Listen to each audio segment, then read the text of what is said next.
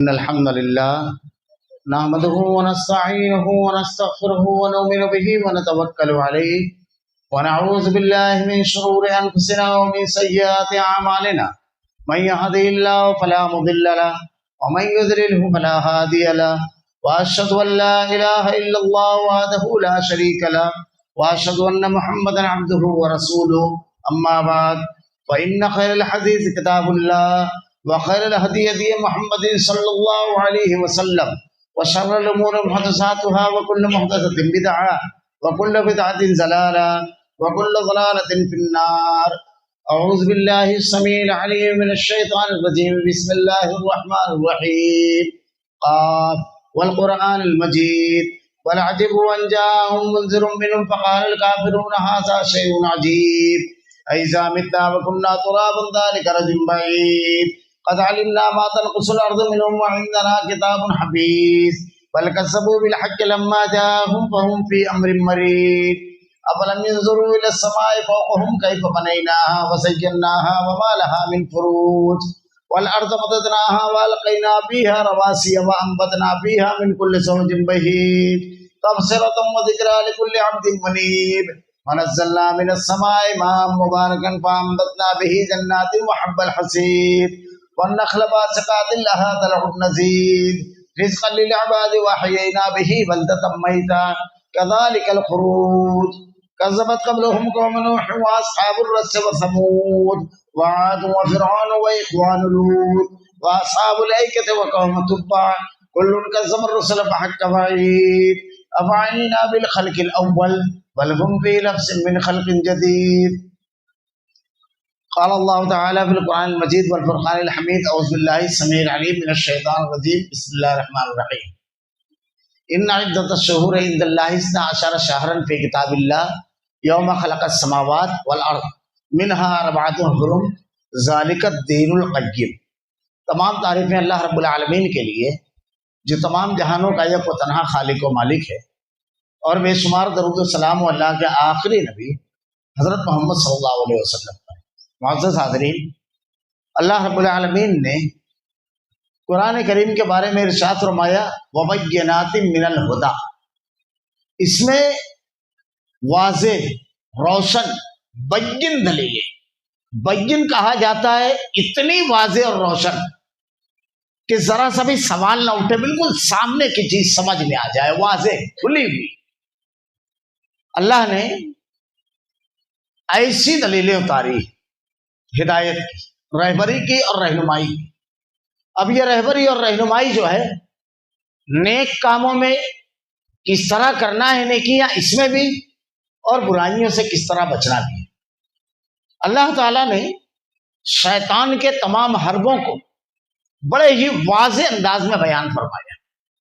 شیطان کا ایک حربہ ایسا ہے، ایک چال ایسی ہے جو عام طور سے انسانوں کی نظر میں نہیں ہوتی ہے. عام طور سے کیونکہ عام لوگوں میں یہ رجحان ہوتا ہے کہ جب کوئی شخص جوئے میں، شراب میں، حرام خوری میں، قتل و غارت گیری میں، دیگر بڑی برائیوں میں اگر مبتلا ہوتا ہے تو آدمی یہ کہہ دیتا ہے آسانی کے ساتھ کہ اس کو شیطان نے بہکا دیا.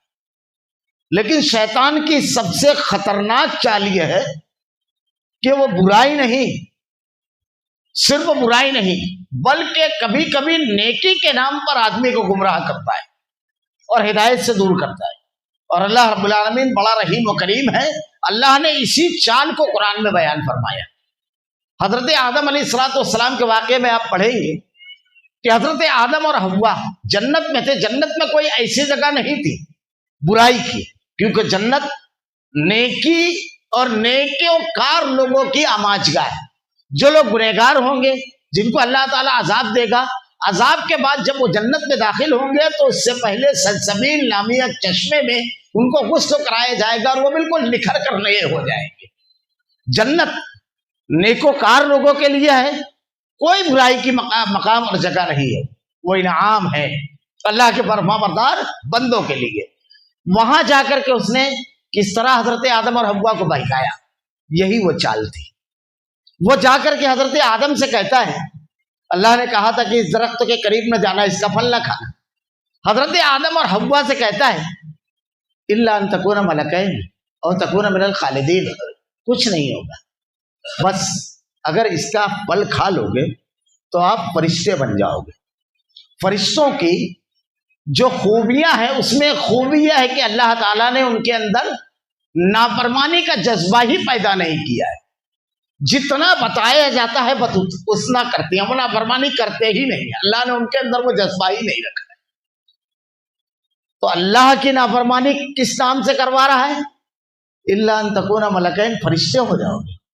یعنی فرما بردار مخلوق سب سے زیادہ اللہ کی جو ہے وہ فرشتے ہیں، ان کے نام پر نافرمانی۔ دوسری بات کہتا ہے الا ان تکون ملکین او تکون من الخالدین، کچھ نہیں ہوگا، بس ہمیشہ کے لیے جنت مل جائے گی۔ جنت کے نام پر جنت سے باہر نکلوا رہا ہے، فرما برداری کے نام پر نافرمانی اور جنت کے نام پر جنت سے باہر نکلوا رہا ہے۔ الا ان تکون ملکین او تکون من الخالدین۔ اور اس کے بعد وہ کہتا ہے وقاسمہما انی لکما لمن الناصحین، قسم کھائی میں تو تمہارا خیر خواہ ہوں، اچھائی کے لیے کہہ رہا ہوں۔ یہ سب سے زیادہ خطرناک چال ہے جو اہل حق اہل ایمان کے درمیان وہ چلتا ہے۔ ہم ابھی جس ماہ محرم الحرام سے گزر رہے ہیں، اس ماہ محرم الحرام میں یہی حربہ شیطان کا آپ کو قدم قدم پر نظر آئے گا۔ یہ ماہ محرم الحرام جو ہے خطبہ ایک مختصر وقت ہوتا ہے، یہ ایک طویل موضوع ہے جو مختلف عناوین کو گھیرے ہوئے ہے۔ میں اختصار کے ساتھ اپنی باتیں کہنے کی کوشش کروں گا۔ اللہ رب العالمین نے اس کے بارے میں کیا حکم فرمایا، اس مہینے کی قرآن میں کیا حیثیت ہے۔ اللہ نے ارشاد فرمایا ان عدت الشہور عند اللہ 12 شہرا فی کتاب اللہ یوم خلق السماوات والارض منها 4 حرم۔ جب سے اللہ نے زمین اور آسمان کو بنایا ہے، مہینوں کی کل گنتی 12 ہے، جس میں 4 مہینے حرمت کے ہیں۔ یہ حرمت کیا ہے؟ یسألونک عن الشہر الحرام قتال فیہ قل قتال فیہ کبیر۔ حرمت کہا جاتا ہے، یہ حرمت جو ہے 4 مہینے جو حرمت کے ہیں، حرمت کہا جاتا ہے جس مہینے میں جنگ کرنا، جنگ کا آغاز کرنا منع ہے۔ اور مشرکین مکہ بھی اس کا لحاظ کیا کرتے تھے، حرمت کے مہینے میں وہ جنگ نہیں کرتے تھے۔ جو ایک واقعہ رونما ہوا علی بن حضرمی علی غزوہ بدر سے پہلے، وہ اسی معاملے میں مسلمانوں سے سوال کرنے لگے تھے کہ کیا حرمت کے مہینے میں بھی جنگ کرنا ہو گیا؟ حالانکہ مشرکین مکہ یہ کرتے تھے کہ حرمت کے 4 مہینے ہیں، ذی قعدۃ الحرام، ذی الحجۃ الحرام، محرم الحرام اور رجب المرجب کا مہینہ، یہ 4 مہینے حرمت کے مہینے ہیں۔ تو ان کو جب جنگ کرنا رہتی، کسی قبیلے پر حملہ کرنا رہتا، تو حرمت کے مہینے کو بدل دیتے تھے۔ قرآن میں اللہ تعالیٰ نے کہا انما النسیء زیادۃ فی الکفر، یہ بہت بڑا گناہ ہے۔ تو حرمت کے مہینے میں جنگ کرنا، قتال کرنا ممنوع ہے۔ لیکن اگر مسلمانوں کے اوپر کوئی جنگ لا دے تو جنگ کا جواب دیا جائے گا۔ شہر الحرام بالشہر الحرام والحرمات قصاص، حرمتیں عدلے بدلے ہے۔ سامنے والا اگر حرمت کا لحاظ کرتا ہے تو ہم حرمت کا لحاظ کریں گے۔ یہ پہلی حیثیت جو اللہ نے قرآن میں محرم کی بیان فرمائی کہ یہ حرمت کا مہینہ ہے، یعنی قتال کا مہینہ نہیں ہے۔ دوسری چیز، اللہ کے نبی صلی اللہ علیہ وسلم نے ارشاد فرمایا، مکی زندگی میں صحابہ کرام اور اللہ کے نبی یوم عاشورہ کو تمام اہل ایمان روزہ رکھتے۔ جب آپ ہجرت کر کے مدینہ پہنچے تو آپ نے یہودیوں کو بھی اس دن روزہ رکھتے ہوئے دیکھا، تو آپ نے دریافت کیا تو انہوں نے کہا کہ اسی دن اللہ نے حضرت موسیٰ علیہ السلام اور پوری بنی اسرائیل کو فرعون کے ظلم سے نجات دی تھی، اسی دن وہ غرقاب ہوا تھا، اس کے شکرانے میں ہم اس کا روزہ رکھتے ہیں۔ اللہ کے نبی نے ارشاد فرمایا آئندہ سال اگر میں رہا تو 2 روزے رکھوں گا، ایک 9 اور دوسرا 10، ایک یہود کی مخالفت اور دوسرا شکرانے کا۔ اور مجھ کو زیادہ حق ہے کہ میں شکرانہ ادا کروں، اس لیے کہ موسیٰ کلیم، موسیٰ علیہ السلام میرے بھائی تھے۔ کیونکہ ایک دوسری حدیث میں ہے کہ اللہ کے نبی نے کہا تمام انبیاء اللاتی بھائی ہیں، تو میرے بھائی تھے۔ تو اس روز روزہ رکھنا اور اس کی فضیلت اللہ کے نبی نے یہ بیان فرمائی کہ 1 سال کے گناہ اللہ رب العالمین اس روزے سے امید ہے اللہ رب العالمین معاف فرما دے گا، 1 سال کے گناہ۔ یہ اتنی زبردست فضیلت ہے۔ رمضان المبارک کے روزوں کے بعد سب سے افضل روزہ یوم عاشورہ کا روزہ ہے۔ اسی لیے تمام صحابہ کرام اس کا اہتمام کیا کرتے تھے، اپنے بچوں تک کے اس روزے کا اہتمام کیا کرتے تھے، کروایا کرتے تھے یوم عاشورہ کا۔ تو دوسری اس کی جو حدیث میں بیان کی گئی ہے فضیلت کہ یہ روزے کا دن ہے اور شکر کا، خوشی کا دن ہے۔ اللہ تعالیٰ نے بنی اسرائیل کو ظلم سے نجات دی تھی، اس لیے یہ شکرانے کا دن ہے۔ اس کی تاریخی بھی کچھ حیثیت ہے۔ ایک حیثیت تو بہت زیادہ مشہور ہے کہ اسلامی سال کا آغاز اسی مہینے سے ہوتا ہے۔ حضرت عمر رضی اللہ تعالیٰ عنہ کے دور خلافت میں جب آپ خطوط لکھتے گورنروں کو تو حضرت ابو موسیٰ اشعری رضی اللہ تعالیٰ عنہ نے آپ کو خط لکھا کہ اس پر تاریخ نہیں ہوتی ہے تو یہ سمجھ میں نہیں آتا ہے کون سا آرڈر پہلے کا ہے کون سا بعد کا، آپ تاریخ لکھ دیا کیجئے۔ آپ نے صحابہ کرام کو جمع کیا۔ صحابہ کرام اس زمین کی پیٹھ پر اللہ کے چنے ہوئے لوگ تھے، یہ انتہائی ذہین ترین لوگ تھے، انتہائی ذہین۔ صحابہ کرام کی شورا بیٹھی، اس میں یہ طے پایا کہ ہمارا بھی ایک سن ہونا چاہیے، ہم اپنے سن سے لکھیں گے۔ مسلمان نقالی نہیں کرتا ہے، مسلمان تو رہبر اور رہنما بنا کر بھیجا گیا ہے۔ صحابہ کرام نے مشورہ کر کے ہجرت جس سال اللہ کے نبی نے کی تھی اس سال کی مناسبت سے سن کا آغاز کیا، اور چونکہ آپ ذی الحجہ کے آخر میں نکلے تھے اور محرم الحرام کا پہلا چاند مدینہ میں دکھائی دیا تھا، اسی مناسبت سے ہجرت رکھی۔ اگر غور کریں تو دنیا کے ذہین ترین لوگوں نے ہجرت کا انتخاب کیوں کیا؟ دنیا کے جتنے بھی سن ہیں دوسرے، اگر آپ اس کی تاریخ پڑھیں، عیسائی سن حضرت عیسیٰ علیہ السلام کی یوم ولادت ہے۔ بکرمی سن جو ہے، بکرما جیت جو بادشاہ تھا اس کی ولادت ہے۔ یہودی سن جو ہے حضرت سلیمان علیہ السلام کی تخت و نشینی کی مناسبت سے ہے۔ اور اسی طرح دیگر سن آپ دیکھیں تو کوئی بڑے واقعے سے۔ یونانی سن جو ہے سکندر مقدونیہ جو ہے اس کی سلطنت کی تاجپوشی کی مناسبت سے ہے، لیکن صحابہ نے ہجرت کے واقعے سے کیوں رکھا؟ غور کیجئے، یہ بڑی اہم چیز ہے۔ یہ ہجرت کیا ہے؟ انتہائی بے کسی، انتہائی کمزوری، انتہائی مخدوش حالات، انتہائی مشکل ترین حالات کی تاریخ۔ اگر آپ غور کریں، ہجرت بدن کے کپڑوں پر صحابہ کرام اپنے گھروں سے نکلے جب اللہ نے حکم دیا، سب چھوڑ کر کے گھر، کاروبار، وطن، تجارت، رشتے سب قربان کر کے نکلے۔ ہجرت، اصل میں ہجرت ہمیں یاد دلاتی ہے کہ جب ایمان اور عقیدے کی بات آئے، جب دین کی بات آئے، ظالم کا ظلم و انتہا سے گزر جائے، ہر قسم کے حالات تمہارے خلاف ہو جائیں، زندگی تنگ ہو جائے، زینا ممکن نہ رہے، تو اس وقت سوداگری نہیں کر رہا ہے، مصالحت نہیں کر رہا ہے، بلکہ وطن چھوڑ دینا ہے، اس علاقے کو چھوڑ دینا ہے اور نئی شروعات، نیا آغاز کرنا ہے، لیکن عقیدے کی سوداگری نہیں کرنا۔ یہ سبق ہے۔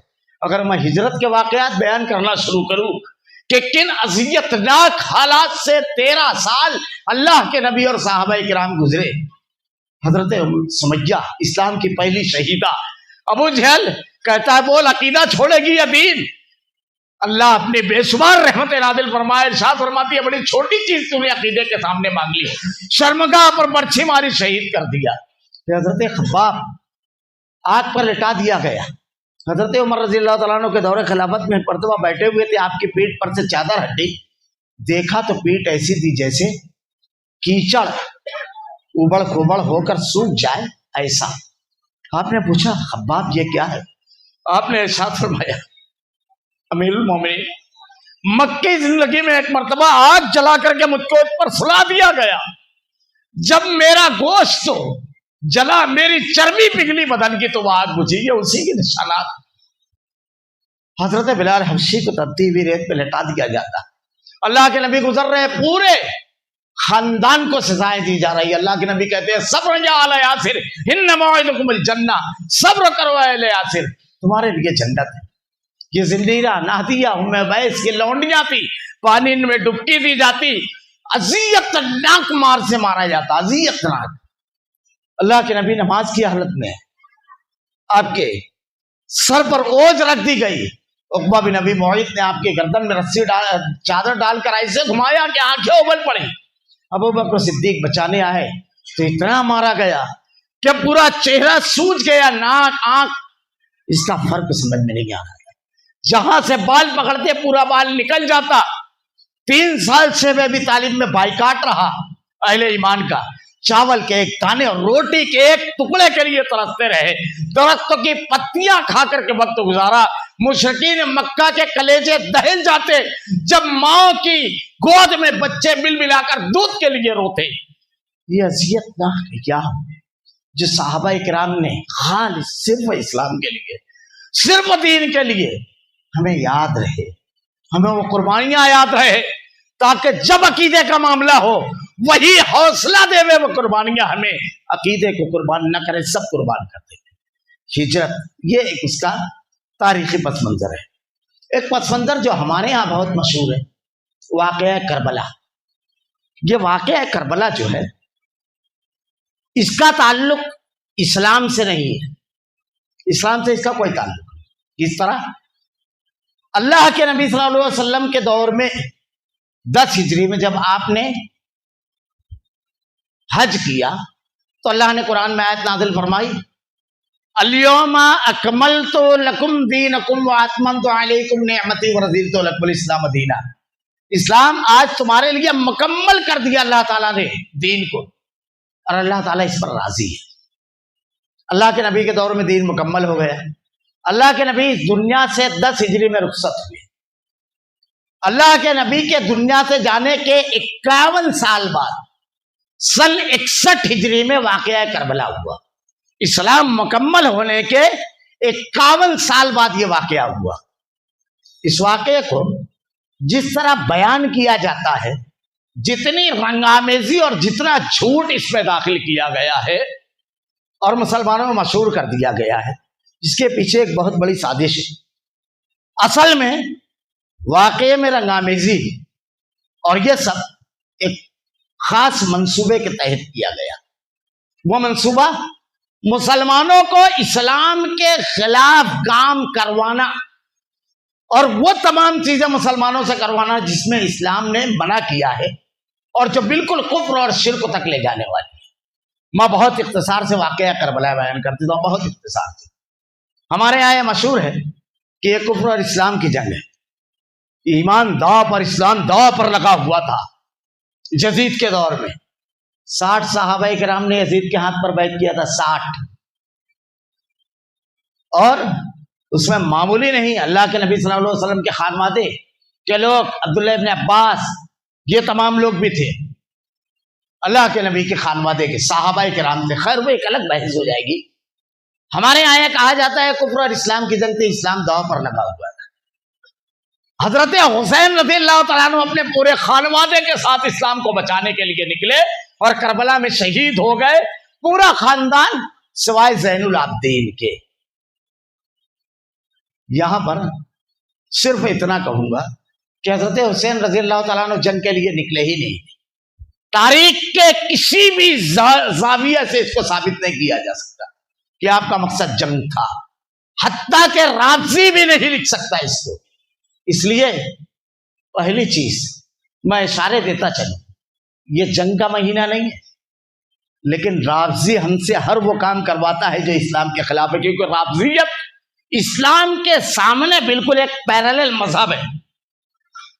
حضرت حسین رضی اللہ تعالیٰ عنہ نے 4 لوگوں نے یزید کی بیعت نہیں کی تھی مدینہ میں. 4 لوگ تھے اس میں. حضرت حسین تھے, حضرت عبداللہ ابن عمر تھے, عبداللہ بن زبیر تھے, لیکن حضرت عبداللہ بن عباس, لیکن حضرت حسین کے علاوہ ان تینوں نے بیعت کر لی. حضرت حسین رضی اللہ تعالیٰ عنہ نے کہا میں ذرا سا رک کر بیعت کروں گا مجمع عام میں. حضرت حسین کے بھائی حضرت جعفر کے لڑکے گورنر مدینہ کے پاس گئے اور جا کر کے کہا کہ آپ حضرت حسین رضی اللہ تعالیٰ عنہ خانوادہ رسول کے ہیں, کچھ تحفظات ہوں گے آپ ان کے, آپ ان سے بات کیجئے. انہوں نے کہا ایسا کیجئے ایک لیٹر آپ لکھ لیجئے, جو وہ چاہتے ہیں وہ اس پہ لکھ دیں. اور اپنے بھائی کو ساتھ میں لگایا اور کہا جا کر کے حضرت حسین رضی اللہ تعالیٰ عنہ سے بات کی. انہوں نے جا کر کے حضرت حسین رضی اللہ تعالیٰ عنہ سے بات کی، لیکن آپ نے خاموشی اختیار کی. آپ نے کوئی بات نہیں کہی ہے، نہ یزید کے خلاف، نہ خروج کی، نہ قتال کی، کوئی بات نہیں. آپ وہاں سے نکل کر مدینہ سے مکہ چلے آئے. مکہ آپ پہنچے 7-8 ذی الحجہ لوگ بیان کرتے ہیں. 8 ذی الحجہ یہ وہ موقع تھا جب حجاج سارے کے سارے جمع ہو رہے تھے. حضرت حسین رضی اللہ تعالیٰ عنہ نے وہاں جب پہنچے، اس دوران آپ کو کوفہ سے مسلسل خط آنا شروع ہوئے. بڑی تعداد میں خطوط آئے کہ آپ آ جائیے، ہم لوگ آپ کو امیر المومنین بنا لیں گے اور آپ کے ہاتھ پر بیعت کر لیں گے. لوگوں نے تعداد خطوط کی 14,000 تک لکھی ہے، بعض لوگوں نے تو اس سے زیادہ بھی لکھی ہے. آپ نے صورتحال کیا ہے یہ جاننے کے لیے مسلم بن عقیل جو آپ کے بھائی سے کوفہ روانہ کیا کہ جا کر دیکھو کیا ہے صورتحال کوفہ کی. مسلم بن عقیل کوفہ پہنچے. حضرت حسین رضی اللہ تعالیٰ عنہ نے جب کوفہ جانے کا ارادہ کیا، کیونکہ مسلم بن عقیل کا لیٹر آیا کہ 30,000 کوفیوں نے ایک دن میں میرے ہاتھ پر آپ کو امیر المومنین بنانے کے لیے بیعت کی ہے، ایک دن. تو حضرت حسین رضی اللہ تعالیٰ عنہ نے ارادہ کیا اب کوفہ جانا ہے. جب آپ کوفہ جانے کا ارادہ کر رہے تھے تو آپ کے بھائی عبداللہ ابن عباس کہتے ہیں کہ میرے بھائی نہ جا کوفی، تیرے باپ کے ساتھ غداری کی ہے، تیرے بھائی کے ساتھ غداری کی ہے، میرے بھائی نہ جا. بہت روکا، آپ نہیں رکے. حضرت عبداللہ ابن عمر رضی اللہ تعالیٰ عنہ، دیگر صحابہ روک رہے تھے حضرت حسین رضی اللہ تعالیٰ عنہ. عبداللہ ابن عباس کا جملہ ہے کہ اگر مجھ کو یقین ہوتا کہ میں تمہاری سواری کے آگے لیٹ جاؤں گا اور تم رک جاؤ گے تو میں لیٹ جاتا. حضرت حسین رضی اللہ تعالیٰ عنہ نکلے. کیوں نکلے؟ خطوط آئے تھے، مسلم بن عقیل کی خبر آئی تو نکلے. جنگ مقصد نہیں. اب راستے میں خبر لگی کہ کوفیوں نے دھوکہ دے دیا، مسلم بن عقیل شہید کر دیے گئے. کیونکہ ادھر یہ ہوا کہ نعمان بن بشیر جو یہاں کے گورنر تھے کوفہ کے، اور عبید اللہ بن زیاد جو بصرہ کا گورنر تھا، یزید نے اس کو لیٹر لکھا کہ کوفہ میں اندر ہی اندر بغاوت کا خبر مل رہی ہے، اس لیے تم جا کے وہاں کے بھی گورنری سنبھالو. 14 آدمیوں کے ساتھ گورنر ہاؤس میں عبید اللہ بن زیاد پہنچا. 14. کوئی لشکر یزید نے نہیں بھیجا، کوئی لشکر لے کر کے نہیں آیا. 14 آدمی. آخری تعداد لوگوں نے 19 لکھی ہے، اور یہ سارے گورنر ہاؤس سے باہر نہیں نکلے، سب گورنر ہاؤس میں. میدان جنگ میں بھی کوئی نہیں گئے اور آگے بڑھ گئے. حضرت حسین رضی اللہ تعالیٰ عنہ راستے میں تھے.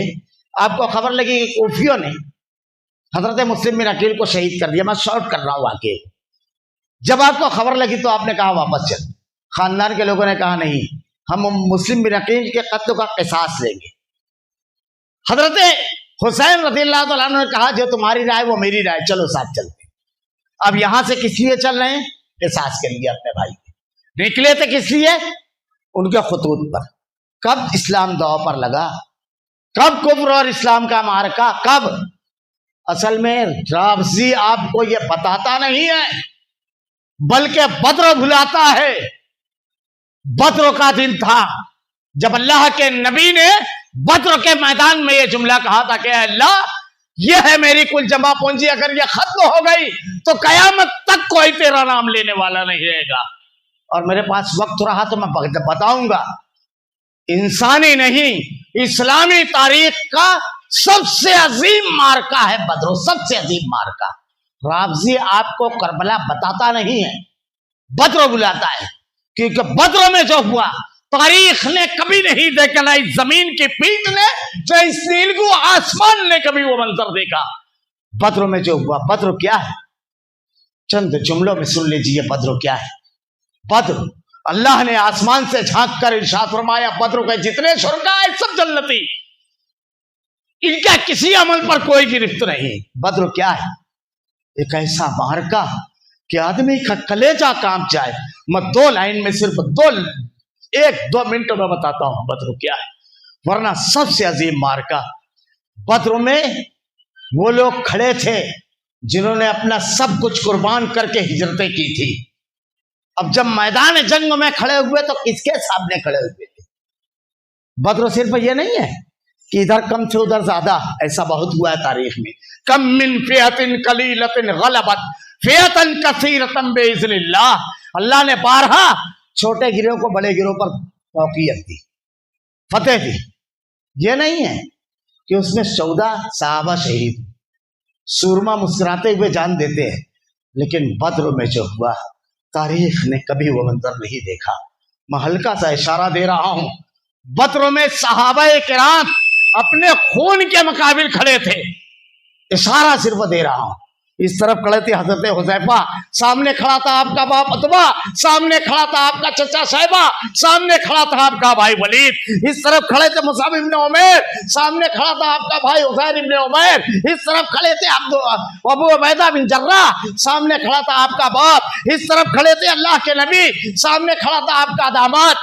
اس طرف کھڑے ہوئے تھے حضرت علی، سامنے کھڑا تھا آپ کا بھائی عقیل. اس طرف کھڑے تھے حمزہ، سامنے کھڑا تھا آپ کا بھائی حارث اپنے خون کے مقابل.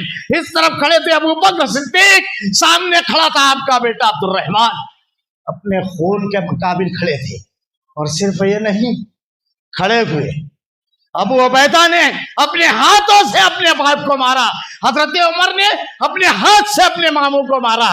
حضرت ابو بکر کے سامنے جنگ کے بعد ان کا بیٹا کہتا ہے ابا آپ میرے سامنے آ گئے تھے، اس لیے چھوڑ دیا کہ آپ میرے باپ تھے. ابو بکر صدیق نے کہا اللہ کی قسم اگر تو میرے مقابل آتا تو ابو بکر کے ہاتھوں میں چنبش نہیں آتی. میں بتا نہیں سکتا، وقت نہیں ہے میرے پاس. اپنے خون کے مقابل کھڑے ہو کر کے تلواریں چلائی. اور صرف اتنا نہیں، جنگ ختم ہونے کے بعد ہم کو کربلا بتایا نہیں جاتا، اس غلط فہمی میں مت رہیے. بدر بلائی جاتی ہے، 3 دن کی پیاس نہیں بتائی جاتی. 3 سال کا شیب ابی طالب 13 سال کی ہجرت سے پہلے کی اللہ کے نبی اور صحابہ کی قربانیاں بھلاتا ہے رابضی. میں آگے بتاؤں گا، ذرا سا وقت رہا تو 2-4-5 منٹ میں، کہ یہ بدر جب ختم ہوئی جنگ تو اللہ کے نبی سے حضرت عمر کہتے ہیں اے اللہ کے رسول میرا رشتہ دار مجھ کو دیجئے، ابو بکر کا رشتہ دار اس کو، علی کا رشتہ دار اس کو. ہم اپنے رشتہ داروں کو اپنے ہاتھ سے ماریں گے تاکہ دنیا دیکھ لے ہمارا رشتہ صرف اور صرف اسلام کے ساتھ ہے. یہ ہے بدر. یہ بدر بلاتا ہے. کب داؤ پر لگا اسلام؟ ہمارے یہاں بچے بچے کی زبان پر رابضیت کا یہ جملہ ہوتا ہے. وہ ایک شعر ہے مولانا محمد علی جوہر کا جو فنی اعتبار سے بھی غلط ہے. اسلام زندہ ہوتا ہے ہر کربلا کے بعد. مرا کب تھا اسلام؟ داؤ پر صرف بدر میں لگا تھا.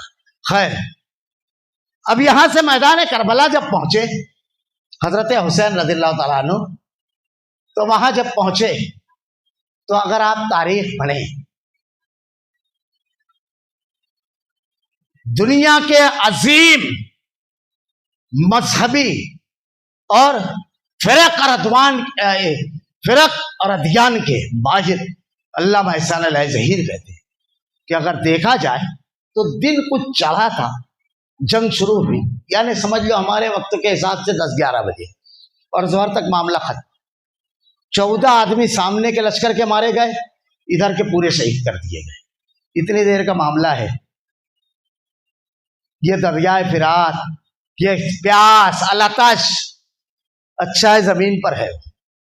آج بھی جہاں پر میدان کربلا تھا فرات کا کنارہ ہے، ذرا سا ریت ہٹاؤ پانی چھوڑ دیتی ہے زمین. مگر ہمارے یہاں کہانیاں بنائی گئی اور مشہور ایسے کی گئی کہ لوگوں کو حیرت ہوتی ہے. میں چلتے چلتے ایک جملہ کہوں.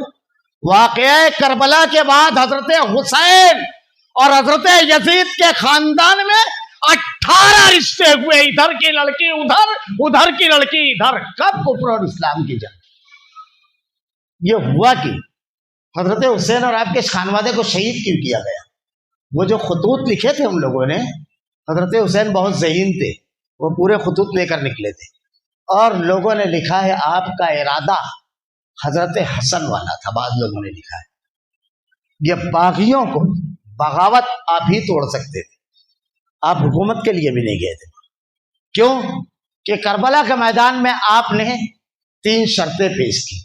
یزید نے کوئی لشکر نہیں بھیجا، کوئی ایک شخص ہو तारीख की एक लाइन से ये साबित करते हुए कि यजीद ने ऑर्डर दिया था हजरत हुसैन को मारने का रजी अल्लाह ताला अन्हु, एक लाइन से कोई शख्स कोई इकदाम नहीं किया उन्होंने।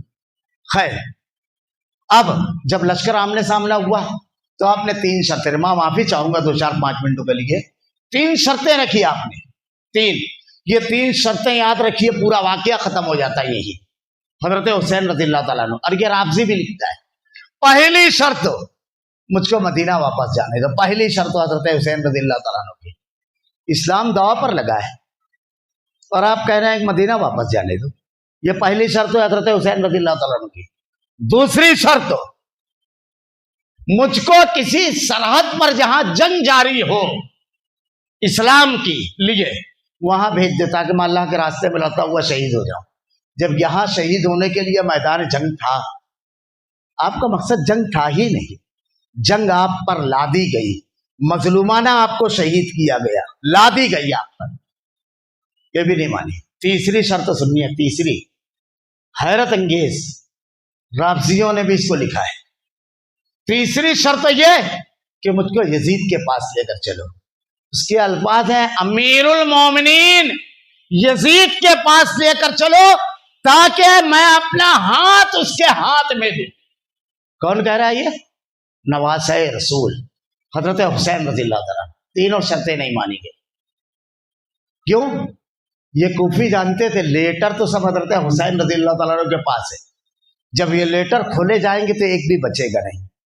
अपना सर बचाने के लिए इन कूफियों ने हजरत हुसैन रज़ियल्लाहु ताला के ऊपर हमला कर दिया और कुछ समझने से पहले पूरा मामला हो गया, सारे शहीद कर दिए गए। वो जो खीमे जलाए गए थे, मकसद बेपर्दगी नहीं, खतों को जलाना था। वहां जो घोड़े दौड़ाए गए थे वो मकसद वो था। उबैदुल्लाह बिन ज़ियाद के इस कदम पर अमर बिन साद उस लश्कर के सालार थे। ये कौन है अमर बिन साद? इंतहाई एहतराम से हजरत हुसैन रज़ियल्लाहु ताला अन्हु के सामने बैठ रहे हैं, आपसे गुफ्तगू कर रहे हैं। है कौन? जानते हैं तारीख? ये किनके जिगर गोशे हैं, किनके लड़के? हजरत अमर बिन साद जो सामने के लश्कर में थे। कौन है ये? साद इब्न अबी वक्कास के लड़के। और ये साद इब्न अबी वक्कास कौन है? इस जमीन के पीठ पर अल्लाह के नबी ने किसी के लिए वो जुमला नहीं कहा जो साद के लिए कहा, मेरे माँ बाप तुझ पर कुर्बान। ये अल्लाह के नबी ने उनके वालिद मोहतरम के बारे में कहा। हमने तारीख नहीं पढ़ी, राफ़ज़ियों ने जो कुछ फैलाया, आम किया, हमने सुन लिया, मान लिया, शहीद कर दिया गया। हजरत ज़ैनुल आबिदीन कितने दिन जिंदा थे?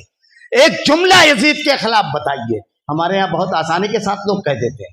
सुनिए, हजरत हुसैन के भाई रज़ियल्लाहु ताला अन्हु, हजरत अली के बड़े लड़के जो दूसरी बीवी से थे, मोहम्मद बिन हनफिया, अल बिदाया वन निहाया में लिखा है अल्लामा इब्न कसीर ने कि इनके पास कुछ लोग आए, यजीद के खिलाफ प्रोच करना है। कहा क्यों? कहा वो शराबी है, जो जो हमारे यहाँ बयान किया है।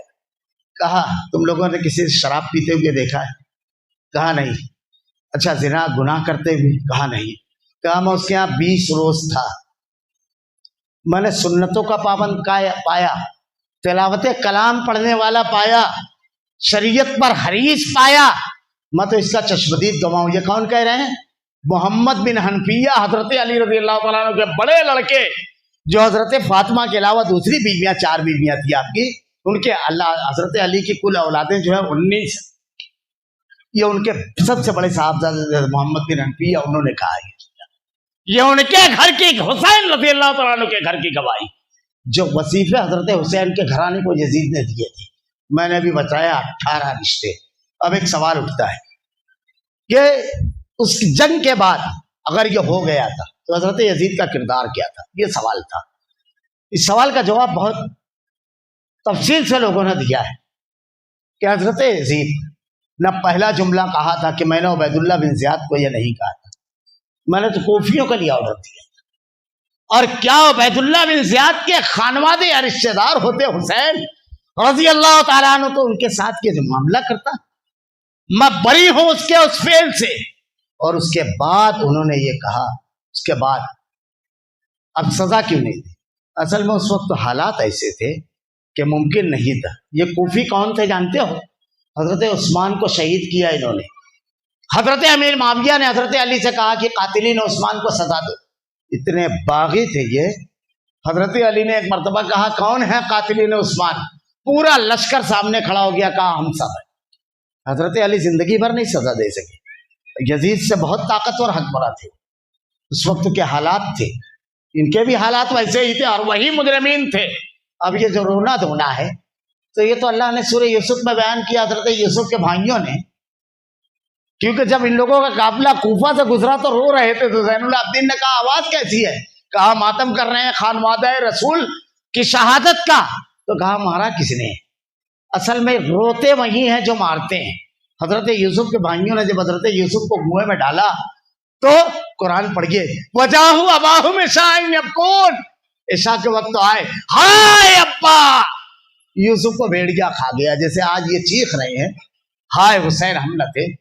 یہ اصل میں رافضیت اسلام کے خلاف ایک سازش ہے. وقت تو نہیں ہے ورنہ میں بتاتا ہوں ان کے عقائد خالص اسلام کے خلاف. یہ ماہ محرم الحرام میں رافضی آپ سے آپ کی پوری تاریخ بھلواتا ہے. رافضیوں کا عقیدہ ہے کہ 4 صحابہ, بعض روایتوں میں 5, ان کے علاوہ سب مرتد اور کافر ہو گئے تھے اللہ کے نبی کے بعد. حضرت علی, حضرت سلمان پارسی, حضرت ابو ذر غفاری, حضرت عمار ابن یاسر, حضرت مقداد ابن اسود سب مرتد ہو گئے تھے. اب یہ وہی بلوا رہا ہے آپ سے کہ جب اسلام داؤ پر لگا تو کتنے صحابہ تھے وہاں پر موجود. جابر بن عبداللہ, واقد الیسی, عبداللہ ابن عمر, ابو دردہ, عبداللہ ابن عباس, یہ سب صحابہ تھے. کوئی حضرت حسین کے ساتھ نہ نکلا. یہی تو رافضی کہنا چاہتا ہے اسلام داؤ پر لگا اور کوئی صحابی نہیں نکلا. کیا صحابہ کرام کوئی نہیں نکلتا اگر اسلام داؤ پر لگتا؟ تو رافضیوں نے بالکل خلاف عقائد دیے. محرم میں نے بتایا جنگ کا مہینہ نہیں ہے, ہمارے یہاں اس کو جنگ کا مہینہ بنا دیا گیا. یوم عاشورہ شکرانے کا دن ہے, ہمارے یہاں اس کو ماتم کا دن منایا گیا. یوم عاشورہ ظالم کے ختم ہونے کا دن ہے. فرعون پورے لشکر کے ساتھ گرکاب ہوا. ہمارے یہاں حق والوں کے ختم ہونے کا دن یوم عاشورہ رافضی نے بنایا اور ہم بیان کرتے ہیں. پورا اللہ کے نبی نے کہا جو نوحہ اور ماتم کرے وہ ہم میں سے نہیں. اللہ کے رسول نے ارشاد فرمایا ہمارے یہاں نوحہ اور ماتم کو عبادت سمجھا جاتا ہے محرم الحرام کے. میں معافی چاہتا ہوں, وقت ہو گیا ہے, بس ختم کر رہا ہوں. تو ماہ محرم الحرام کو بالکل مخالف قرار دیا گیا ہے, اسلام کے خلاف تعلیمات پر عمل. آخری روایت بیان کر دیتا ہوں. اولاد حسن قنوجی, نواب صدیق حسن کے والد, اپنی کتاب کے اندر لکھتے ہیں کہ اگر کوئی ایسی قبر کی کسی نے زیارت کی جس میں مردہ نہ ہو, جیسے ہمارے یہاں لوگ تعزیہ دیکھنے چلے جاتے ہیں بچوں کو بتانے کے لیے, کأنما عبد الصنم, اس نے بت کی پوجا کی ہے. یہ روزہ رکھنے کا دن ہے, سبیل پینے اور پلانے کا دن نہیں ہے. اللہ رب العالمین سے ایک دعا ہے کہ رب العالمین بدعات اور خرافات سے ہماری حفاظت فرما. رب العالمین الہ العالمین اسلام کی جو حقیقی تاریخ ہے رب العالمین اسے سمجھنے پڑھنے, اور صحابہ کرام نے جس طرح دین کے لیے, عقیدے کے لیے, اسلام کے لیے قربانی دی ہے, رب العالمین ایسے قربانی دینے کا جذبہ نصیب فرما رب العالمین. جب عقیدے اور دین پر بات آئے تو اللہ نہ مال محبوب ہو, نہ جان محبوب ہو, نہ رشتے محبوب ہو, صرف اور صرف تیرا دین محبوب ہو. رب العالمین الہ العالمین امت مسلمہ کو رافضیت کی سازش سے بچنے کی توفیق نصیب فرما. اللہ ہمارا خاتمہ ایمان پر فرما. ربنا لا تزغ قلوبنا بعد إذ هديتنا وهب لنا من لدنك رحمة إنك أنت الوهاب. بارك الله لنا ولكم في القرآن المجيد ونفعنا وإياكم بالآيات والذكر الحكيم. إنه تعالى جواد كريم ملك رؤوف رحيم. الحمد لله نحمده ونستعينه ونستغفره ونؤمن به ونتوكل عليه ونعوذ بالله من شرور أنفسنا ومن سيئات أعمالنا. من يهده الله فلا مضل له ومن يضلل فلا هادي له. واشهد ان لا اله الا الله وحده لا شريك له واشهد ان محمدا عبده ورسوله. اما بعد اعوذ بالله من الشيطان الرجيم. بسم الله الرحمن الرحيم. ان الله يأمر بالعدل والاحسان وايتاء ذي القربى وينهى عن الفحشاء والمنكر والبغي يعظكم لعلكم تذكرون.